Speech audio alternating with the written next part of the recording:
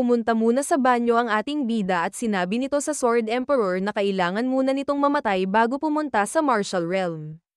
Nalito naman doon si Shiny at tinanong din ng Emperor sa kanya kung ano ang kanyang binabalak. Sinabi nito na si Lea Fanta Aegem ang unang Emperor ng Aegem Empire at ang taong may gawa kung bakit naging espada ang Goddess of Protection. Hindi daw nito alam kung anong klaseng lalaki ito pero ayon sa kanyang mga nalaman ay malamang ay nakakapunta ito sa iba't ibang mundo dahil ang goddess ay galing sa Aegem Empire pero merong piraso ng espada na matatagpuan sa Martial Realm. Sinabi din nito na sigurado siya na malakas si Lea Fanta dahil nagawa niyang talunin at gawing espada ang isang constellation at hindi daw maganda na makita nila ito nang wala man lang nalalaman tungkol sa kanya. Sumang-ayon naman sa kanya ang Sword Emperor at tinanong ang ating bida kung paano niya ito gagawin. Tinaas ni Kim si Shiny at sinabi na kahit na espada lang ito ay party pa rin siya ng Goddess of Protection. Tinutok ng ating bida ang espada sa kanyang leeg at tinanong sa Sword Emperor na ano kaya ang mangyayari kung pinatay niya ang kanyang sarili gamit ito. Bigla naman nagsalita si Shiny at nagmakaawa na wag itong gawin ni Kim dahil ayaw daw nitong makita ng bida ang kanyang nakaraan. Ngumiti lang ito at sinabi sa kanya na hindi naman daw iyon patas dahil nakikita nito ang buhay ni Kim 24/7 at tinuluyan na ang kanyang sarili. Pinakita ng system na Seliado ang mga skill ng Goddess of Protection kaya hindi ito makakakopya ng kahit ano. Rank din na ang ating bida kaya meron itong penalty at pinakita na ang nangyari kay Shiny bago siya maging espada. Nakatayo na ang goddess sa harap at meron siyang kausap na lalaki na nakaupo sa trono. Tinignan ng ating bida si Lea Fanta Aegem at nagulat naman ang Sword Emperor dahil kilala daw niya ito. Siya ang tinatawag na Constellation Killer at nakuha daw nito ang alias na iyon dahil ang nilalabanan lang nito ay ang mga constellation at tinatalo niya ito lahat. Sinabi nito na ang tower ay konektado sa iba't ibang mundo at simula sa floor 50 ay kailangan mong lumaban sa mga hunter na galing sa ibang mundo. Kesa daw gawin niyon ni Lea Fanta at akyatin ang tower ay hinanap nito ang lahat ng mga constellation at pinatay ang lahat ng kanyang makita. Kilala din daw siya dahil sa floor 50 ito naghihintay ng kanyang mga biktima. Tinanong ng ating bida ang Sword Emperor kung hunter ba si Lea Fanta at sinabi naman nito na oo pero hindi nito alam kung saang mundo ito galing. Nagsalita na ang goddess at sinabi nito sa lalaki na napakalayo na daw nang narating nito dahil isa lamang daw itong normal na tao dati pero mas malakas na siya ngayon sa kanya at tinanong nito kung ano na ang gagawin niya ngayon. Bigla na lang nitong sinabi sa kanya na ang mundong iyon daw ay para sa mga tao at hindi sa mga constellation. Nagtaka naman ang Goddess of Protection kung bakit ito gumagamit ng mana at tinanong kung ano ang problema. Hindi naman ito sinagot ni Lea Fanta at sinabi lang na hindi nito papatayin ang goddess dahil tumulong naman daw sa kanya kahit papaano. Ang gagawin na lang daw niya ay hahatiin ang kanyang pagkatao para hindi na nito magamit ang kanyang kapangyarihan. Natapos na ang penalty pero bago ito mawala ay narinig nila na nagsorry ang lalaki sa goddess dahil iyon lang daw ang tamang gawin. Pagkabalik nito sa kasalukuyan ay hindi ito maintindihan ng ating bida kaya tinanong nito si Shiny kung ano ang rason kung bakit sa kanya ginawa iyon ni Lea Fanta. Sinabi lang nito na hindi siya sigurado pero ang Lea Fanta Aegem daw na kilala niya ay tahimik at patas na hero. Bigla naman sumabat ang Sword Emperor at sinabi na ganun talaga ang mga hunter dahil lalo itong nababaliw habang lalo silang lumalakas. Sinabi pa nito na wag na lang isipin masyado ni Kim iyon at ang gawin na lang niya ay magpalakas katulad ng Sword Emperor dahil wala daw hawig sa kanya ang Constellation Killer. Bago siya bumalik kung nasaan ang mga hunter ay naisip pa nito na hindi maganda ang magiging reaksyon ni Lea Fanta sa kanya dahil makikita nito na nasa kanya si Shiny. Makalipas ang ilang sandali ay nagsalita na ang librarian at sinabi na ang napili nila ay ang Martial Realm. Depende daw sa kanila kung paano nila gagawin ang storya pero pwede daw silang makakuha ng mga hindi matatawarang skills doon kung sakali. Dahil ganun, malalakas din daw ang mga kalaban na nandoon kaya pinag-ingat nito ang mga papasok sa Apocalypse dahil pag namatay daw sila doon at mamamatay din sila sa totoong buhay. Dinagdag pa nito na wala silang paraan para makaalis doon kundi ang sagipin ang mundo at 2 hanggang 4 lang daw ang pwedeng pumasok doon kaya tinanong nito kung sino ang may gusto. Agad namang sumagot sa kanya ang ating bida at ang Sword Saint. Sinabi din ng matanda na ang rason daw sa cancellation ng Apocalypse na iyon ay isang pandemic kaya tinawag nito ang Medicine King at tinanong nito kung pwede daw ba siyang sumama. Nakilala naman ito agad ng Sword Emperor dahil iyon daw ang may-ari ng tindahan na paboritong puntahan ng matanda. Pagkatapos nun ay nagsalita na din ang ating bida at sinabi nito na meron din daw siyang gustong isama sa quest. Tinuro nito ang alchemist at nagulat naman ito dahil wala pa daw isang linggo nung nakuha niya ang kanyang alias at baka maging sagabal lang daw siya. Hinawakan naman ni Kim ang kanyang kamay at sinabi na siya ang pinakatalentadong doktor at tagagawa ng potion na kilala niya. Pinaalala din nito sa alchemist ang sinabi niya kanina na kung meron siyang kailangan ay sabihin lang nito at sinabing aatras daw ba siya sa kanyang sinabi. Wala nang nagawa ang alchemist kundi ang pumayag sa gusto ng ating bida at tumayo na ito sa kanyang tabi. Tinanong ng Medicine King ang Sword Emperor kung sino ang babae at sinabi nito na siya ang alchemist na nakilala niya dati. Nagtago naman ito sa likod ni Kim dahil naalala nito ang mga nangyari noon pero sinabi lang nito na okay na sila at hindi nito kailangan mag-alala. Pinaalala naman ng matanda sa ating bida na sobrang delikado sa kanilang pupuntahan at sinabi din daw ng Constellation na pag namatay sila sa loob ay tapos na ang lahat. Alam naman daw ito ni Kim at nakangiti lang na sinabing siya ang bahala sa alchemist at kailangan daw niya itong isama dahil ito ang pinakamagaling. Narinig naman iyon ng Medicine King at nagyabang dahil akala daw nila ay kung sino sila kahit sobrang bata pa nila. Pinigil naman ng Sword Saint ang Medicine King at sinabing matinong bata ang ating bida pero wala lang daw talaga itong sapat ng experience. Hindi naman ito nakinig at sinabi pa na puro yabang daw talaga ang mga kabataan ngayon. Hindi naman na nakapagtimpi ang alchemist at sinabi nito na okay lang daw na maliitin siya ng matanda pero wag daw nitong idamay ang bida. Nagsalita na din ang Paladin at sinabi nito na magaling daw talaga ang babae dahil pinakilala ito ng King of Death at simula noon ay doon na sila kumukuha ng mga gamot. Hindi naman iyon pinansin ng Medicine King at sinabi pa na hindi daw kasi nila kayang bumili sa kanyang tindahan kaya nagtitiis sila sa gawa ng mga baguhan at hindi nila alam ang tunay na magandang kwalidad. Tinanong ng Sword Emperor ang ating bida kung bakit nito hinahayaan lang ang matanda na sabihin ang lahat ng gusto nito. Hindi naman daw sa ganon dahil pinaliwanag nito na naririnig sila ng buong tower at mundo kaya panahon na daw para mapalitan ang King of Medicine. Napalingon naman sa kanya ang dalawa nung sinabi nito na bakit hindi na lang nila ito idaan sa laban. Akala ng matanda ay hinahamon siya ng ating bida pero pinaliwanag nito na ang kalaban niya ay ang alchemist. Ibibigay daw niya ang lahat ng kanilang kailangan para gawin ang pinakamabisa nilang gamot para malaman talaga kung sino ang mas magaling. Nagulat naman ang apothecary sa sinabi ng ating bida at hinawakan na lang nito ang kanyang balikat para kumalma at sinabing nagtitiwala ito sa kayang kakayanan kaya kailangan din niyang magtiwala sa sarili niya. Huminga ito ng malalim at masayang tumingin kay Kim at sinabing gagawin nito ang lahat para siya ang manalo. Makalipas ang ilang oras ay makikita natin na ginagawa pa rin ng dalawa ang kanilang mga gamot. Habang masayang nanunood ang lahat ay sinamantala ng Countess ang pagkakataon para kumita ng pera at nagtayo ng pastahan. Tinanong naman ng Black Witch ang ating bida kung magiging okay lang ba ito at sinabi lang niya na pumusta ito sa alchemist para manalo ng malaki. Hindi naman ito pumayag at sinabi kay Kim na alam niya na pinapalabas ang lahat ng nangyayari doon at baka makita pa daw siya. Makalipas ang ilan pang sandali ay sumigaw na ang matanda at sinabi nito na tapos na ang kanyang ginawa. Pinakita doon na ang kanyang gamot ay isang epic health potion at kahit medyo mapait ito ay kaya daw nitong pagalingin ang halos lahat ng sakit at konti lang ang side effect. Bigla naman nagsigawan ang mga nanunood doon dahil hindi sila makapaniwala sa ganda ng kanyang ginawa at meron pang ang gustong bumili nito agad.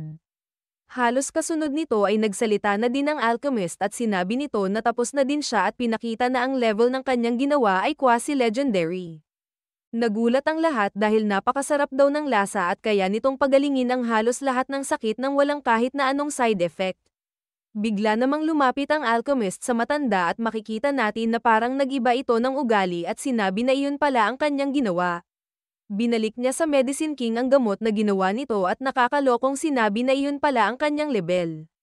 Habang nag-uusap ang dalawa ay naisip ng ating bida na nag-iiba ang ugali ng alchemist pag lumalaban ito at tungkol ito sa gamot. Nagtaka naman ang dalawa at sinabi sa isa't isa na hindi magaling ang matanda at swerte lang daw ang babae.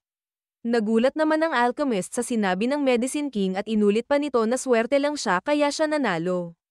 Hindi naman natuwa doon ang babae at sinabi sa matanda na pwede naman nilang ulitin ang laban.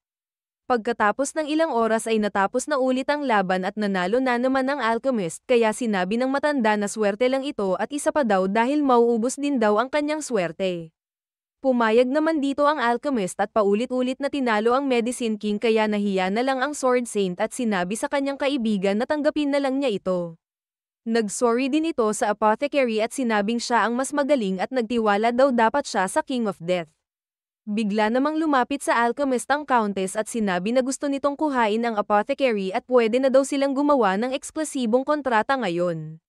Dinumog na din siya ng kung sino-sino at inalok din ng posisyon, pero sumigaw lang ito at sinabing teka lang. Kung sino daw ang gustong makipagtrabaho sa kanya ay kailangan munang kausapin ang King of Death at kung kanino daw ito papayag ay papayag din daw siya. Masaya namang sinabi ng ating bida sa lahat na scan na lang daw nila ito pag-usapan pagkatapos nilang tapusin ang Martial Realm. Nagsalita na ulit ang librarian at sinabi na uulitin lang niya na pag namatay sa loob ay katapusan na nila at ang paraan lang para makalabas doon ay gumawa sila ng katapusan. Tinanong naman siya ng ating bida kung ano ang ibig sabihin ng katapusan at sinabi nito na sila ang kailangang mag-isip noon. Pwede daw nilang gamutin ang pandemic at iligtas ang Martial Realm o kaya naman ay gamitin ito para maghari doon at kung ano-ano pa. Naintindihan naman na ito ng King of Death at sinabing handa na daw sila, pero bigla na lang may sumigaw at pinatigil ang lahat. Sinabi nito na hindi daw ba sasali sa kanila ang leader ng kanilang guild na si Viper. Habang sinasabi nila na kilala daw ang master nila na adik sa martial arts ay hindi may pinta ang mukha ni Kim dahil alam niya ang totoo na hindi niya ito gusto. Sumigaw naman bigla si Viper at sinabing bakit sila nagpapasya nang hindi siya kasama, pero makikita natin ang tunay niyang iniisip na lintik daw ang kanyang mga alagad dahil ayaw talaga niyang pumunta doon. Napakadami nitong sinabi na gusto niyang sumama at bumilib sa kanya ang mga kasali sa kanyang guild, pero alam ni Kim at ng Sword Emperor ang totoo kaya pinipigilan lang nila ang tawa habang nanunood. Lumapit kay Viper ang Sword Saint at naglabas ito ng malakas na aura at sinabing hindi daw niya ibibigay ang kanyang pwesto sa quest. Sumigaw naman ang Paladin at sinabi sa dalawa na hindi naman siguro sila maglalaban doon. Mayabang na sinabi ni Viper na pareha silang martial artist ng Sword Saint kaya kailangan daw nilang maglaban para malaman kung sino ang papasok, pero iniisip nito na magpapatalo na lang siya sa matanda para hindi siya makasama.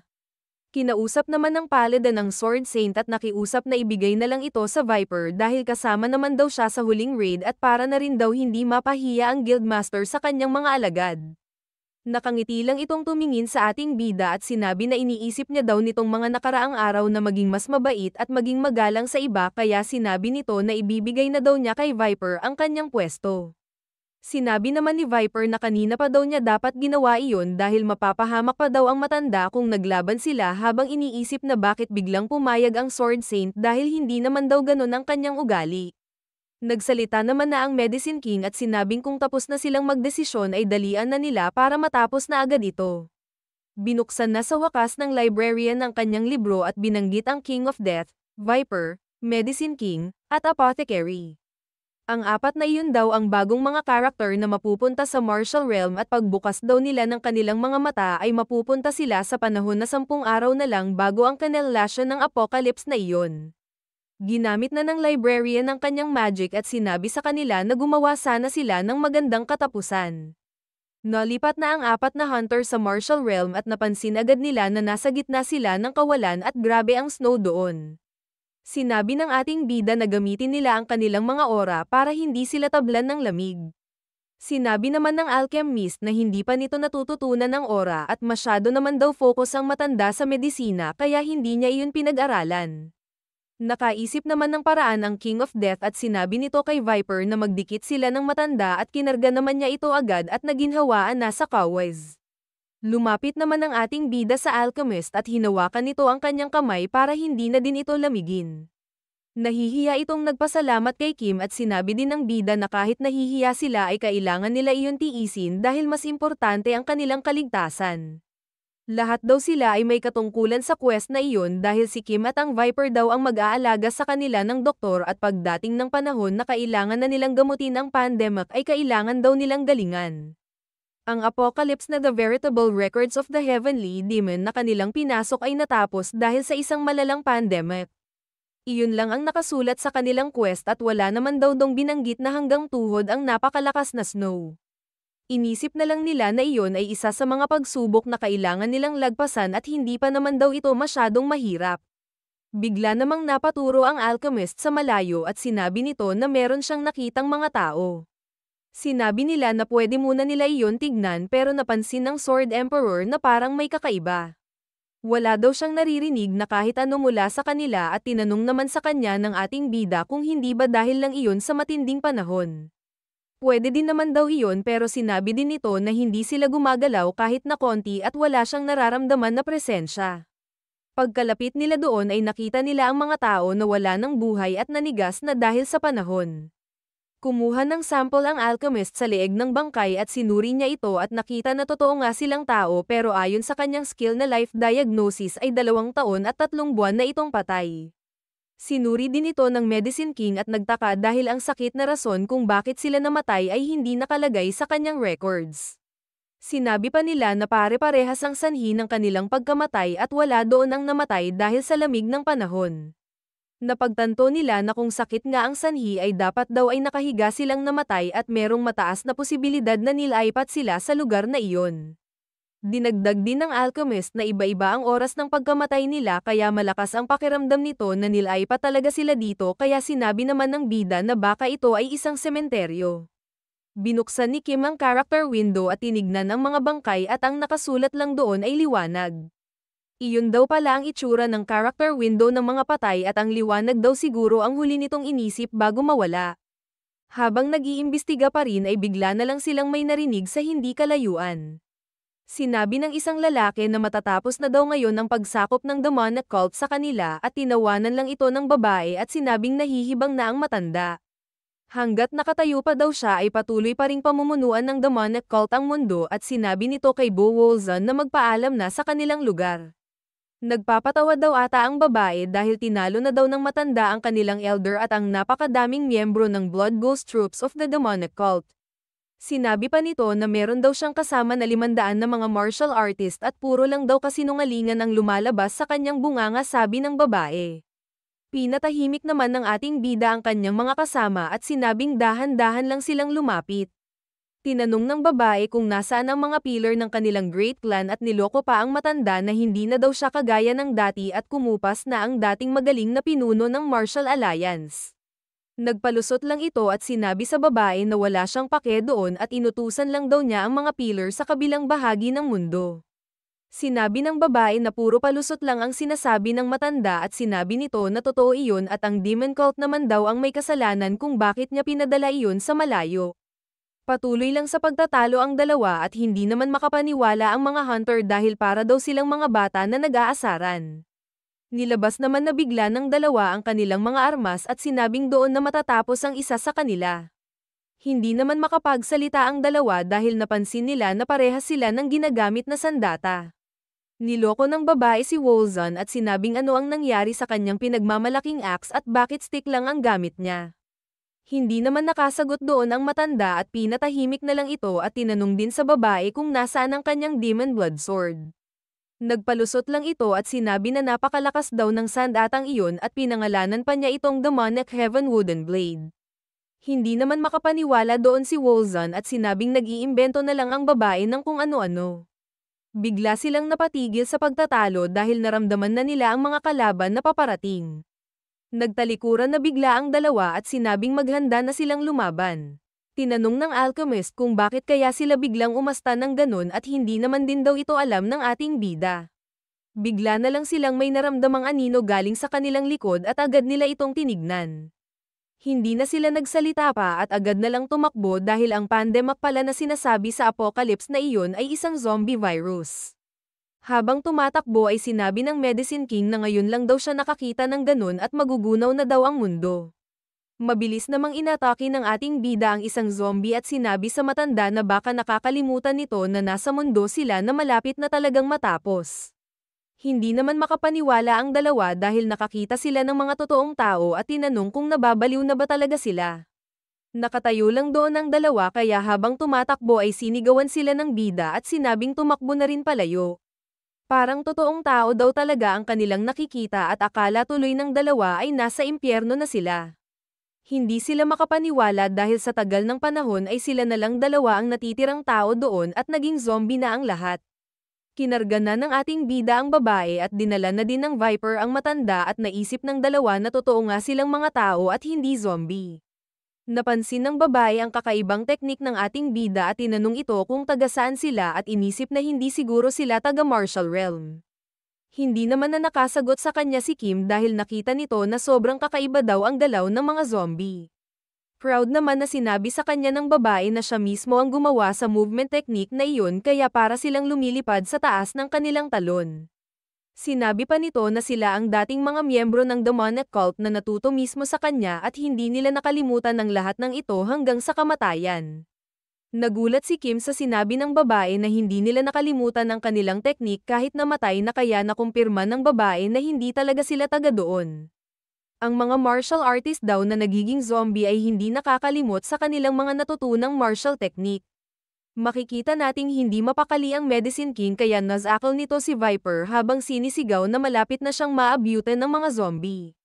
Sinabi nito na pag nakagat siya ng mga ito ay kakagatan daw niya agad ang Viper kaya nagreklamo naman ito at sinabing bakit ang mga babae ang dala ng King of Death at sa kanya ang mga matatanda. Sumigaw naman ang ating bida at sinabi sa Viper na hindi na importante iyon at ang kailangan lang nilang gawin ay mabilis na tumakas.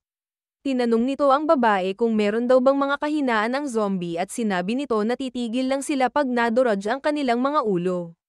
Tinanong naman ng ating bida kung wala bang mas madali at tinuro ng babae ang langit at sinabing tumitigil silang gumalaw pag nasisikatan ng araw. May naisip na paraan ang King of Death kaya nagsorry ito sa dalawang babae. Bigla na lang nitong binato ang dalawa sa malayo at buti na lang ay malambot ang lapag kaya hindi sila masyadong nasaktan sa pagbagsak. Akala ng Sword Emperor ay kokopya ito ng skill sa mga zombie at sinabi nito na makikita din niya ang tinatawag niyang zombie na mamamatay sa totoong zombie at masaya itong pinanood. Hindi na lang nito pinansin ang mga sinabi ng Emperor at tinaas ang kanyang espada at sinabi kay Shiny na gamitin ang kanyang skill. Malakas itong lumiwanag kaya makikita natin na hindi na gumagalaw ang mga zombie at madali na silang makakatakas. Tinanong ng ating bida kung ayos lang ba ang lahat at sinabi ng alchemist na medyo masakit ang kanyang mukha pero okay lang daw siya. Sinabi na rin ng matanda na ayos lang siya at nagreklamo lang si Viper dahil hindi siya masaya sa kanyang partner.